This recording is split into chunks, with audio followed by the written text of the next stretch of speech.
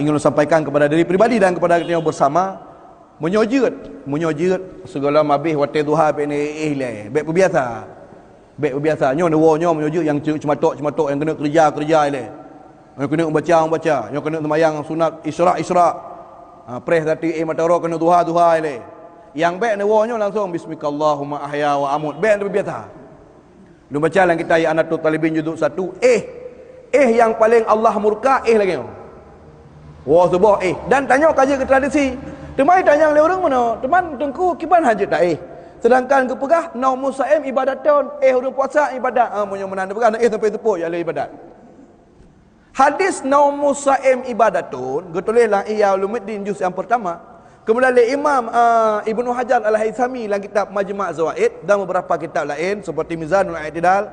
Para ulama ahli hadis menilai bahawa hadisnya dhaifun jadda melepah berat la yu'mal bih. Hana pakai adanya. Tidak kita pakai hadis itu. Nya bulan Ramadan bulan mula amalan. Amalan ni baik dengan baca Quran, iktikaf di masjid. Jadi wonyo baik istirahat ilai. Kibanjik si atu na pajan merupakan pahala kailulatan. Kailulah tak ada. Kailulahnya sedikit sebelum zuhur. Kerana merupakan sedikit sebelum zuhur, sedikit setelah zuhur. Hinan nit nyoku mangat sehat badan. Supaya nanti malam tarawih 20. Sembahyang tahajud. Mangat sempurna puasa long satu ya fit badan. Gebi pahala merupakan pahala merupakan nyan teknik kerja saya bio. Pelam ni won ya jujino iron nyan makruh tahrim hukumnya. Dan Allah paling hana galak malah dalam sebuah hadis gempa arsinya gempa karena tanya taih kenapa kan mengajarkan kita tanya kepada bermalas-malasan. Luqmanul Hakim dia pegah apa anda ya bunayya la takun ajas minad daki allati yasutu bil ashar wa anta naimum alal farasyinya la takun ajas minad daki kah lebih lah dari mana pakan allati yasutu bil ashar mana sahur kai beda wa anta naim ala farasyi ikah apa tujuh bengah mendengai yang cilaan.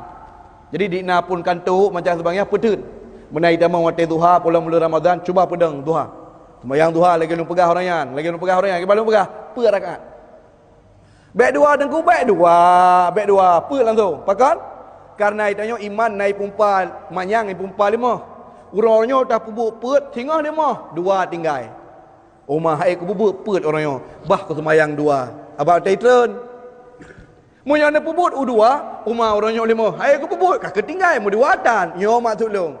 Cok ju bak put. Ku dikai turn iman tinggal 2 tu. Munyo je cit 6. Itren tinggal put. Put itren tinggal 2. Biasa. Temat berdoa dah baca apa ayat, perang kapu yang je ni. Baca ju. Pedang sembahyang duha.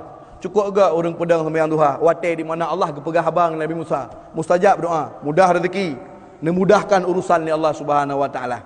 Nya bulan Ramadan, bulan gelipat ganda amalan. Amanah alum, bak diri pribadi dan kita bersama, lebih-lebih orang-orang Jumaat. Biasakan boh kebiasaan yang kasar dak kalan-kalan, ateuhnan wo bengah ka baileh. Je tiatu. Pelewat watenya oleh. Menai tamang duha, kena sembahyang duha dan macam sebagainya, pupreh ziat tegala lahu atau beberapa jam sebelum zuhur kailulah untuk ibadat yang lebih pahala.